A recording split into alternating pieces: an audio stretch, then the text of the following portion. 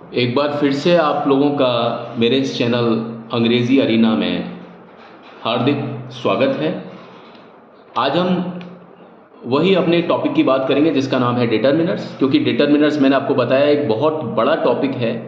क्योंकि आप समझ सकते हैं जितना बड़ा नाउन है उससे कम डिटर्मिनर्स बिल्कुल नहीं हो सकता। क्योंकि जहाँ जहाँ पर भी नाउन आएगा, नाउन से पहले मैंने जैसा कि आपको बताया और बार बार मैं यही बताऊंगा कि आप देखिए कि डिटर्मिनर्स कहाँ पर आते हैं, किस जगह पर विद्यमान होते हैं। वो हमेशा नाउन से पहले आते हैं। नाउन से पहले कई चीज़ें और आती हैं, जैसे प्रेपोजिशन आता है, नाउन से पहले कंजंक्शन भी आता है, लेकिन वो कम होते हैं। जैसे प्रेपोजिशन भी ज़्यादातर नाउन से पहले आएंगे और अच्छी खासी संख्या में होते हैं प्रेपोजिशन। लेकिन फिर भी डिटर्मिनर्स की बात हम करते हैं ना, तो डिटर्मिनर्स प्रेपोजिशन की अपेक्षा बहुत ज़्यादा होते हैं, ठीक है ना। ए और एन को आपने नाउन से पहले बहुत ज़्यादा लिखा हुआ देखा होगा, और टी एच ई को तो कुछ लोग बहुत ज़्यादा लिखते हैं, कुछ नहीं लिखते हैं। लेकिन आप देखिए कि सभी जो होते हैं ना, वो नाउन से पहले आने की बहुत ज़्यादा संभावना होती है, क्योंकि बिना डिटर्मिनर के कई बार नाउन को हम लगा ही नहीं सकते हैं। जब बात सिंगुलर नाउन की होती है ना, तो उससे पहले या तो ए आता है या एन आता है या टी एच ई आता है। 100%, 100% मैं नहीं बोलूँगा, लेकिन फिर भी 99.9% में ऐसा होता है। लेकिन 99.9% को भी मैं 100% कह सकता हूँ, क्योंकि आपने इसके बिना, डिटर्मिनर्स के बिना कभी भी नाउन की कल्पना नहीं कर सकते। और डिटर्मिनर्स एक बहुत बड़ा पेड़ है। डिटर्मिनर्स एक्चुअली में एक बहुत बड़ा पेड़ है। ये मैं एक पेड़ बना रहा हूँ, हालांकि मेरी इतनी अच्छी ड्राइंग नहीं है, लेकिन मैं यहाँ पर ड्राइंग बनाने नहीं आया हूँ। मैं यहाँ पर आपको ये बताने आया हूँ कि डिटर्मिनर्स जो है एक बहुत बड़ा पेड़ है, जिसकी बहुत सारी वैरायटी हो सकती है। पिछली बार एक वैरायटी या काइंड, काइंड का मतलब वैरायटी ही होता है। काइंड या वैरायटी एक ही बात है, वैरायटी, ठीक है, वैराइटीज़, ठीक है। तो ये काइंड है, काइंड्स हैं। पहली वैरायटी की हमने बात की थी, इसका नाम था आर्टिकल्स। आर्टिकल्स, जैसा कि मैं आपको रिकैप कर रहा हूँ कि आर्टिकल्स होते हैं आपके तीन तरह के, जो हमने बताया, देखा था, ए, एन और टी एच ई। और ए और एन होता है वो डेफिनेट आर्टिकल होता है, और टी एच ई है वो इनडेफिनेट आर्टिकल होता है, ठीक है। और डेफिनेट और इनडेफिनेट की मैंने आपको स्पेलिंग भी बताई थी, वो मेरे पिछले वीडियोस में जाके देख लेना। अधिकांशतः जो बच्चे होते हैं, बच्चे मतलब बड़े बड़े लोग जो कॉम्पिटिटिव की तैयारी करते हैं, वो भी इसको ए टी ई लिखते हैं, ठीक है। अब हम, पिछली बार हमने वैरायटी की बात की थी, आर्टिकल्स। आज हम करेंगे और अलग वैरायटीज़ की बातें। पिछली बार हमारा जो वीडियो था इसीलिए लंबा हो गया था, क्योंकि आर्टिकल्स अपने आप में एक बहुत बड़ा टॉपिक है। यानी डिटर्मिनर्स में भी आर्टिकल्स बहुत बड़ा टॉपिक है, बहुत ज़्यादा बड़ा, ठीक है। आज हम बात करेंगे, आपको जानकर के ताज्जुब होगा कि जो डिटर्मिनर्स में एडजेक्टिव्स भी आते हैं। क्योंकि आपने देखा होगा कि अब जो हमारी दूसरी जो कैटेगरी है, पहली कैटेगरी हमारी थी आर्टिकल्स, जो कि हम समझ चुके हैं, ठीक है। तो आर्टिकल्स जो थी वो हम समझ चुके हैं, है ना। पहली जो वैरायटी या काइंड था वो हमारा आर्टिकल्स था। आज मैं दूसरी वाली वैरायटी और उसके साथ में कई और वैरायटीज़ हैं, उनको मैं समझाऊंगा, ठीक है। डेमोन्स्ट्रेटिव, डेमोन्स्ट्रेटिव, डेमोन्स्ट्रेटिव का मतलब क्या होता है? डेमोन्स्ट्रेटिव का मतलब ये होता है कि जहाँ पर हम किसी चीज़ की नुमाइश करते हैं, जहाँ पर हम किसी चीज़ की प्रदर्शनी करते हैं, वहाँ हम चीज़ों को उंगली से समझाते हैं। देखो वो, देखो ये, देखो वो, देखो ये, है ना। तो हम किसी का डेमोन्स्ट्रेशन करते हैं ना, तो उसको हम बोलते हैं डेमोन्स्ट्रेटिव, डेमोन्स्ट्रेटिव एडजेक्टिव। अब आपको सोच करके ताज्जुब हो रहा होगा कि एडजेक्टिव यहाँ पर क्यों आ गया। अब आप खास तौर पे देखिए, ध्यान से देखिए, एडजेक्टिव, कई तरह के एडजेक्टिव होते हैं। तो जो एडजेक्टिव, एक तो क्वालिटी वाला एडजेक्टिव होता है, और जो एक होता है क्वांटिटी वाला एडजेक्टिव होता है, नंबर वाला एडजेक्टिव होता है। यानी क्वालिटी वाले एडजेक्टिव के अलावा जो क्वालिटी बताए, काला, गोरा, सफ़ेद, लंबा, ऊंचा, उनके अलावा जो अलग अलग तरह के एडजेक्टिव्स होते हैं, वो भी डिटर्मिनर्स में ही आते हैं ज़्यादातर। और आपने देखा होगा कि जो एडजेक्टिव की भी पोजीशन कहाँ होती है, नाउन से ठीक पहले होती है, ठीक है। आपने देखा एन और द या दी या दी, वो भी नाउन से पहले आके खड़े होते हैं, तो उसको हम बोलते हैं आर्टिकल्स, ठीक है, जो हमने पिछले वीडियोस में पढ़े। और नाउन की प्लेसिंग और नाउन से पहले एडजेक्टिव भी, मतलब एडजेक्टिव की जो प्लेसिंग होती है वो भी नाउन से पहले ही होती है। किसी भी नाउन से पहले अगर कोई शब्द आ रहा है तो वो उसकी क्वालिटी को भी बताता है। जैसे मान लीजिए मैं बोलता हूँ गर्ल, अब ये है एक नाउन, अब इससे पहले मैं लिखूंगा ब्यूटीफुल गर्ल, ठीक है, ए ब्यूटीफुल गर्ल। कहाँ मैं लिख रहा था? ए गर्ल, और कहाँ मैं लिखूंगा? A beautiful girl. अब गर्ल से पहले मैंने लगाया ए, तो ये हो गया आर्टिकल। आर्टिकल हमने पहली कैटेगरी में पढ़ा, ठीक है ना। लेकिन अगर मान लीजिए मैंने ब्यूटीफुल लगाया, तो ब्यूटीफुल भी क्या है? वो नाउन से पहले आया, और ब्यूटीफुल है क्या? एडजेक्टिव है। लेकिन यहां पर मैंने ब्यूटीफुल से ही आपको क्यों एग्जाम्पल बताया? क्योंकि ब्यूटीफुल एडजेक्टिव तो है, लेकिन ब्यूटीफुल डिटर्मिनर नहीं है। ब्यूटीफुल, बात को समझिएगा, ब्यूटीफुल एडजेक्टिव तो है, यानी विशेषता तो बता रहा है, लेकिन ब्यूटीफुल ऐसा कोई शब्द नहीं है कि जो किसी का नंबर बता दे, संख्या या मात्रा नहीं बताता ये शब्द, ठीक है।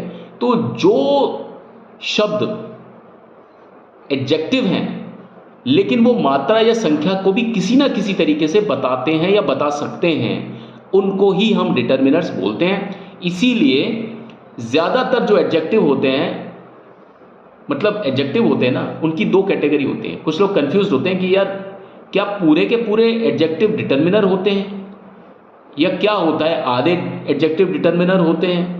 तो वहाँ पर बात सिर्फ ये है कि जो एडजेक्टिव चाहे कैसा भी हो, वो किसी ना किसी तरीके से मात्रा या संख्या को बताए, नाउन की मात्रा या संख्या को बताए, हम उसको भी डिटर्मिनर कहते हैं। लेकिन हर एक एडजेक्टिव में ये बात नहीं होती है कि वो मात्रा या संख्या को ही बताए। जैसे मैंने आपको बताया ब्यूटीफुल, ब्यूटीफुल की जगह यहां पर मैं लिखता Indian girl, American girl, American boy, American कोई भी चीज़ है ना, अमेरिकन क्या बोलूँगा मैं उसको, embassy, American currency, Australian currency. अभी ऑस्ट्रेलियन, अमेरिकन, ये जितने भी शब्द हैं, क्या ये किसी संख्या को बता रहे हैं? नहीं बता रहे।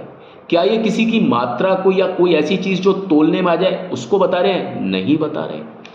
तो एडजेक्टिव दो तरह के होते हैं, आपने देखा होगा, मैं आपको समझाने के तौर पे बता रहा हूँ।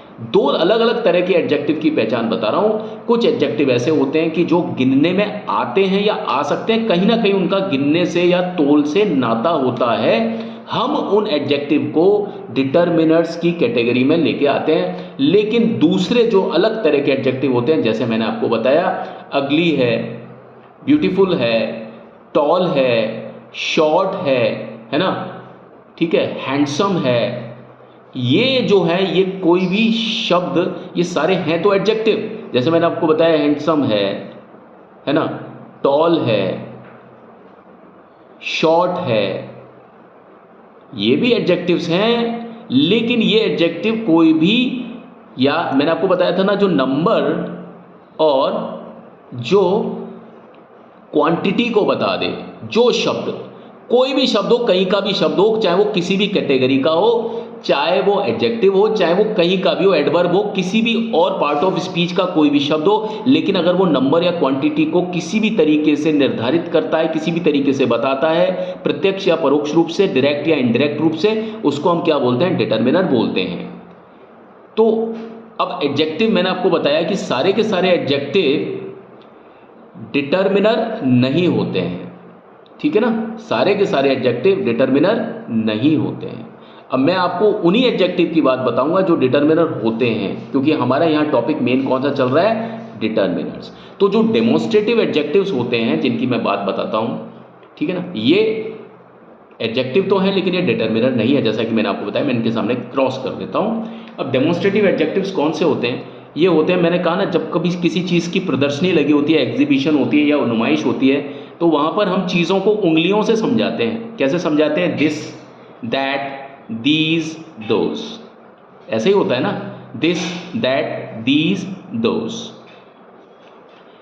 अब देखिए यहाँ पर मैं जो भी कोई बात बोलूँ ना, उसको आप टेस्ट करते जाइए कि ये जो हेमंत सर हैं, क्या ये सही पढ़ा भी रहे हैं या नहीं पढ़ा रहे, कहीं बातें तो ज़्यादा नहीं करते हैं। तो मैंने जो आपको एक फॉर्मूला बताया, हालांकि अंग्रेजी का कोई फॉर्मूला नहीं होता, लेकिन मैंने अपने वीडियो में यही वादा किया है कि मैं आपको हर चीज़ को जितना हो सकता है खेल खेल में बताने की कोशिश करूँगा, ताकि आप चीज़ों को एक बार पढ़ें तो उसके बाद में आप पढ़ें नहीं, सिर्फ उसका एक रिवीजन करें, आप अध्ययन करें और उसके बाद में सिर्फ उसका मनन करें।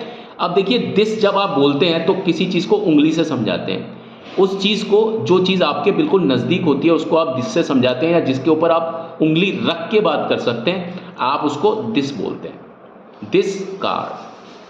अब कार क्या है? कार है नाउन, ठीक है। दिस कार सिंगुलर चीज़ है, उसको आप बोलते हैं दिस कार। अब वही कार अगर आपसे दूर है, काफ़ी दूर खड़ी है, तो आप क्या बोलते हैं? That car. दिस और दैट दोनों एक ही चीज़ हैं, ठीक है। दिस और दैट दोनों सिंगुलर चीज़ हैं, दिस कार और दैट कार। लेकिन फ़र्क क्या है? अगर कार आपके बिल्कुल पास में नज़दीक है तो आप क्या बोलते हैं? This car. या आप उस कार के ऊपर उंगली रख के बोल सकते हैं तो आप क्या बोलते हैं? This car. लेकिन वही कार आपसे दूर खड़ी हुई है, आप रोड के इस तरफ हैं और वो कार उस तरफ खड़ी हुई है, तो आप क्या बोलेंगे? That car. लेकिन कार दोनों में ही कार्स नहीं है, क्या लिखा है? कार लिखा हुआ है, खार। इसको कार भी नहीं बोलते, इसको बोलते खार, ठीक है। जब मैं प्रोनाउंसिएशन की क्लास लूँगा तो मैं आपको बहुत आराम से बताऊँगा इस चीज़ को। लेकिन वही जब कार मान लीजिए काफ़ी सारी है, बहुवचन में हो जाती है, तो हम उसको बोलेंगे कार्स, राइट, कार्स। अब दीज कार्स, अब काफ़ी सारी कारें आपके सामने खड़ी हैं, बिल्कुल पास में खड़ी हैं, या ऐसे हैं कि आप उनसे उंगलियां टच कर सकते हो उनके पास में जाके, बिल्कुल पास में जा करके, इतनी दूरी पर खड़ी है, तो आप बोलेंगे दीज कार्स। अब कार बहुत सारी हैं, रोड के उस तरफ निकल रही हैं जहाँ पर आप नहीं पहुँच सकते हैं या पहुँचना नहीं चाहते हैं, तो आप क्या लिखेंगे? दोज कार्स, ठीक है। तो ये दोनों आते हैं बहुवचन के लिए, प्लूरल के लिए आते हैं। प्लूरल में भी किसके लिए? ये दीज हैं जो चीज़ पास में होती हैं, और दोज जो चीज़ दूर होती है।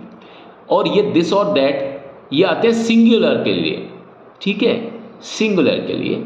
लेकिन जो चीज़ बिल्कुल पास में होती है या जिसको हम उंगली रख के समझा सकते हैं ना, उसके लिए हम यूज़ करते हैं दिस, और दैट उसके लिए यूज़ करते हैं जो चीज़ हम उंगली रख के नहीं समझा सकते हैं। लेकिन इन बात को बिल्कुल कंफ्यूज मत होना, you must not get confuse about singular and plural. और कुछ बच्चे इसको प्लूरल बोलते हैं, कई बार मैं भी प्लूरल बोल देता हूँ बच्चों के साथ में रह करके। इसको हम बोलते हैं प्लूरल। जो आप गलतियाँ करते हैं क्लासरूम में, क्योंकि मैं क्लासेस में अक्सर यही देखता हूँ कि कॉम्पिटिटिव वाले बच्चे या जो अपने बेचारे जो हिंदी मीडियम वाले बच्चे हैं, मैं बेचारा कह के किसी को शर्मिंदा नहीं कर रहा, ये थोड़ा सा मेरे मतलब ऐसे ही है, ज़ुबान से निकल गया। इसके पीछे मेरा वो मायना नहीं है कि बेचारा से, मतलब आप मेरी बात को समझें कि इसको बोलना कितना आसान है। प्लूरल, रल के ऊपर आप थोड़ा सा फोकस करें, है ना। जैसे आप बोलते हैं वायरल, है ना, वायरल। रेल बोलते हैं ना, रेल, वैसे आप बोले रल, रेल की जगह बोले रल, और उससे पहले बोले प्लू यानी फ्लू की जगह हो गया प्लू, और रल हो गया, है ना, विरल, सरल, तो वैसे ही हो गया रल। फ्लू रल, सरल, विरल, वैसे हो गया प्लूरल, राइट। तो this car, that car, these cars and those cars. अब ये जो शब्द हैं ये आप देख लीजिए, क्या ये नाउन से पहले आ रहे हैं? कार्स सारी नाउन्स हैं, या तो सिंगुलर हैं या प्लूरल हैं, लेकिन इससे पहले की स्थिति किसकी बन रही है? ये बन रही है डेमोन्स्ट्रेटिव एडजेक्टिव्स की, राइट। तो ये मैं आपको बताना चाह रहा हूँ कि इंग्लिश का कोई फॉर्मूला नहीं है, लेकिन अगर आप ध्यान से देखेंगे ना, बहुत ध्यान से देखने की ज़रूरत होती है अंग्रेज़ी को। अगर आप अंग्रेज़ी को बहुत ध्यान से देखते हैं ना, तो आप बहुत कुछ सीखते हैं। किताबों में उतना नहीं दे रखा होता, हर चीज़ को डिफाइन नहीं कर रखा होता, लेकिन अगर आप रोड पर भी या किसी भी चीज़ को आप बहुत बारीकी से सीखते हैं ना, तो आप किताब से भी कहीं ज़्यादा, किताब जो आपको सिखाने की क्षमता रखती है ना, उससे भी कहीं ज़्यादा आप उस चीज़ को सीख जाते हैं। यानी आप कोई भी चीज़ देखें, विदेशी चीज़ खास तौर पर, ये भाषा विदेशी है, तो उसको ग्रहण करने के लिए आपको अपनी आंखें बहुत ज़्यादा सब तरफ दौड़ानी पड़ती है, हर पहलू पर दौड़ानी पड़ती है, दाएं बाएं देखना पड़ता है शब्दों के। अगर आप दाएं बाएं देखना सीख जाते हैं ना, जैसे आप सड़कों पर देखते हैं, एक अच्छा ड्राइवर वो होता है जो अपनी गाड़ी चलाए लेकिन उसकी निगाह दाएं बाएं भी रहे, तो वो बहुत अच्छा एक ड्राइवर माना जाता है। वो ड्राइवर नहीं कि सिर्फ अपनी गाड़ी को देख रहा, वो दूसरों की गाड़ी को देख करके अपनी गाड़ी को निकाले ना, फिर उसका एक्सीडेंट कभी नहीं हो सकता। कभी से मतलब हो तो, लेकिन परसेंटेज बहुत कम होते हैं। मेरी बात आप कहने का मतलब समझ गए? मैं जो आपको कहना चाहता हूँ, ठीक है। इसके बाद में हमारी जो कैटेगरी है उसको हम नेक्स्ट वीडियो में समझेंगे, क्योंकि ये कैटेगरी में हमारी थोड़ी बड़ी हो गई है ना।